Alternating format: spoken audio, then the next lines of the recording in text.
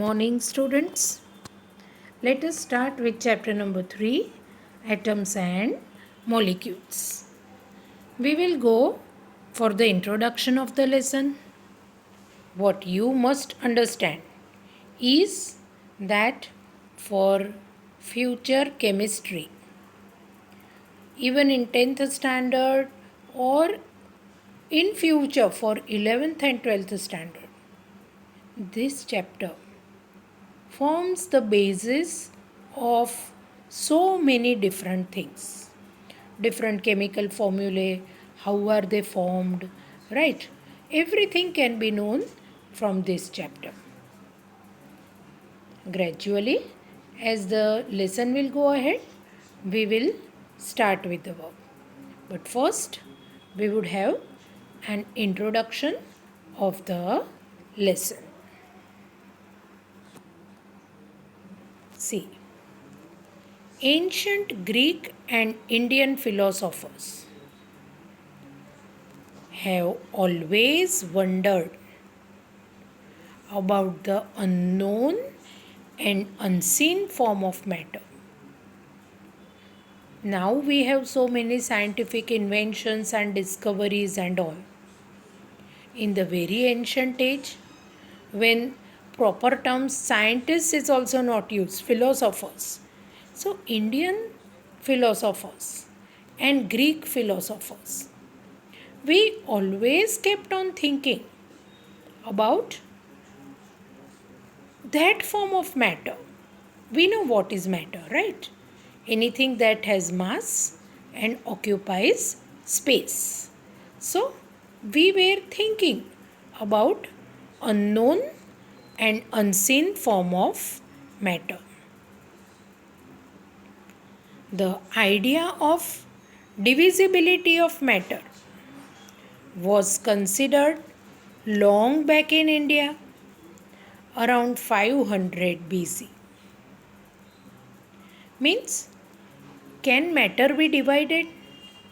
If matter is divided, how is it done? And all that was thought about long back in India, say around 500 BC. An Indian philosopher, Maharshi Kannad, postulated that if we go on dividing matter, we shall get smaller and smaller particles.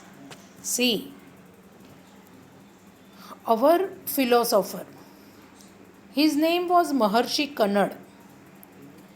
After studying so much, he postulated that if we go on dividing matter, we shall get smaller and smaller particles. Means, say you take a chalk, divide it into two parts. Take one part, again you divide it into two parts. Likewise, you keep on breaking it. Right? We will keep on getting smaller and smaller particles. But ultimately, a time will come when we would come across the smallest particles whose further division will not be possible. Right? Finally, if you do this with the help of chalk or whatever you have, that kind of matter, you will come to know really a time will come when you will get smallest particles and the further division of these smallest particles will not be possible. So, our philosopher Kannad named these particles Parmanu. He said that if we keep on dividing matter, we will get smaller and smaller particles. And A time will come when its further division will not be possible. And this smallest particle he gave the name Parmanu. Then came another Indian philosopher. His name was Pakudha Katyayama. He elaborated this doctrine. Doctrine means belief. Elaborated means he expanded, gave a detailed view on this belief and said that these particles normally exist in a combined form, which gives us various forms of matter. So, what did he say? That yes, this is true. So, when these smallest particles they come, no, Parmanu of one and Parmanu of another one, they exist in a combined form, and that gives us various forms of matter.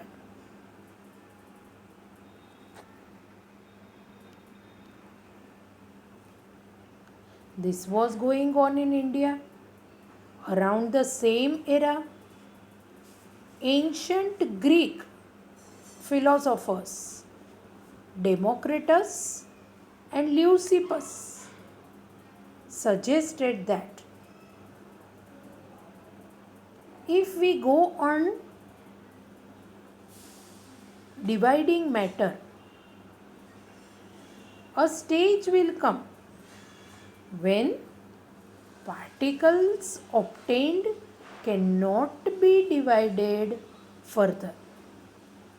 So, this was going on in India, and we found out that ultimately a time will come when you cannot break that matter, you will get smallest particle,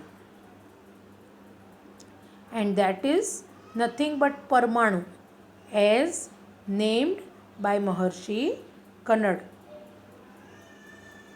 At the same time, ancient Greek philosophers Democritus and Leucippus also said the same thing, and they also said that finally a stage will come when these particles cannot be divided further.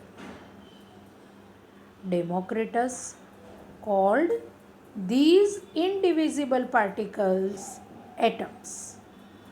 Meaning of word atom is indivisible.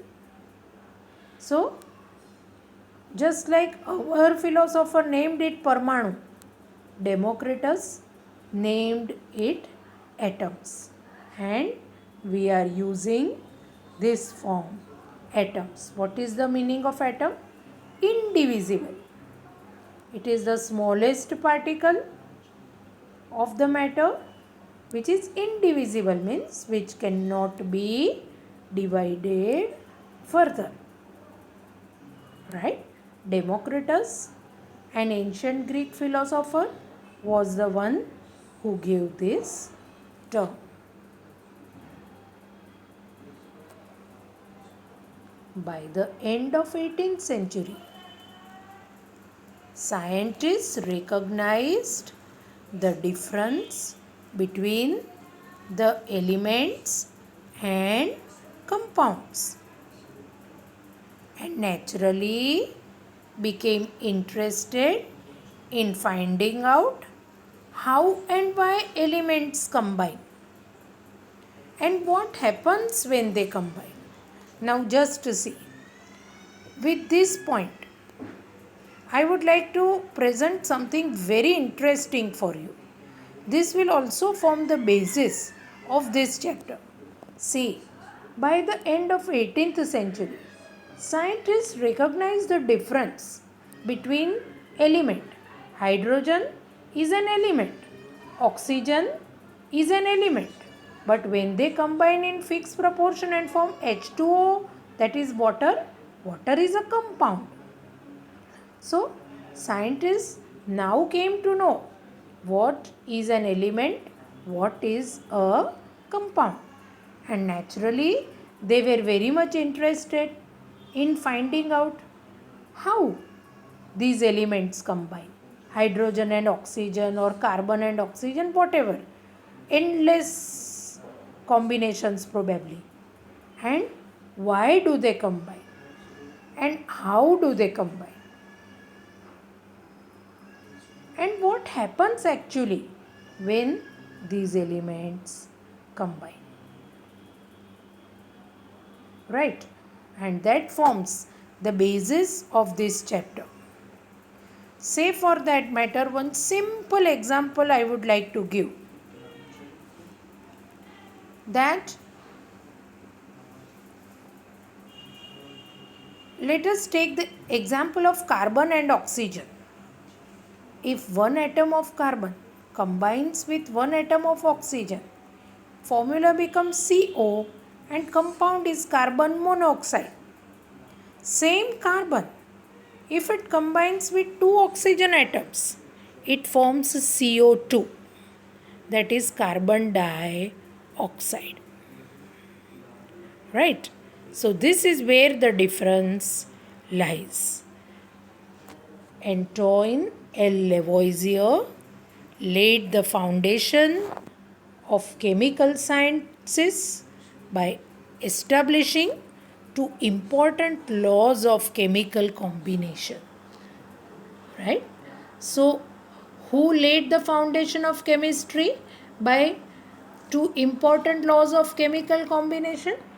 Answer is Antoine L. Lavoisier. So this is the basis of atoms and molecules. Next, we will be starting with the basic, that is our first main topic, that is laws of chemical combination.